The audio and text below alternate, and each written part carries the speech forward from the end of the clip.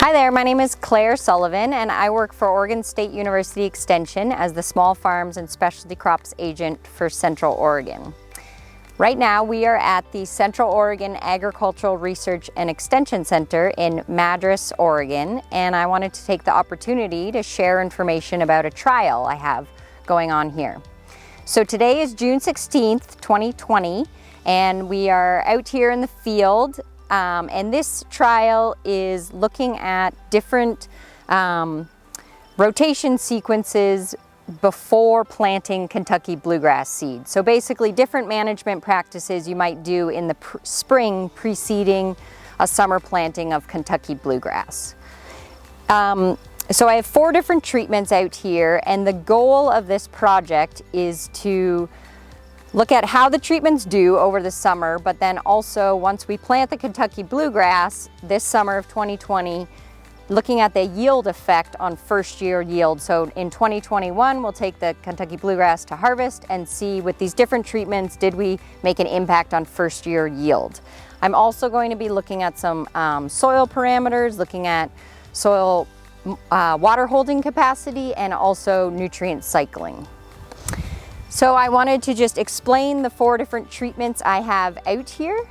And so right now I'm standing in a spring planted mustard. So this variety is a tack mustard, and it was planted on April 10th at about 25 pounds per acre. And we took a soil test across here before and decided to add about 110 pounds of nitrogen, units of nitrogen per acre. And so this treatment is going to be terminated today. You can see the mustard is at full flower. And so today we're going to be mowing it with a flail mower and then incorporating it into the soil. The next treatment beside me is a bare fallow control. So this treatment so far has been worked once, and it will also likely be sprayed, depending on what weeds come up, sprayed before being planted to Kentucky Bluegrass. The third and 4th treatment are both spring wheat. And so the spring wheat was planted on March 10th of this year. And this first treatment here, the brown one you can see, represents a wheat cover treatment. So that was sprayed out on May 25th. The crop was about 12 inches high.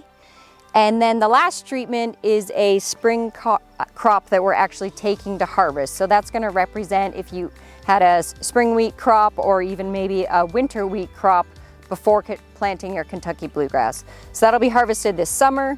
And then we're going to come through and plant Kentucky Bluegrass across all of these treatments at the appropriate timing, depending on when the treatment is ready. So sometime in August, we'll be planting Kentucky Bluegrass.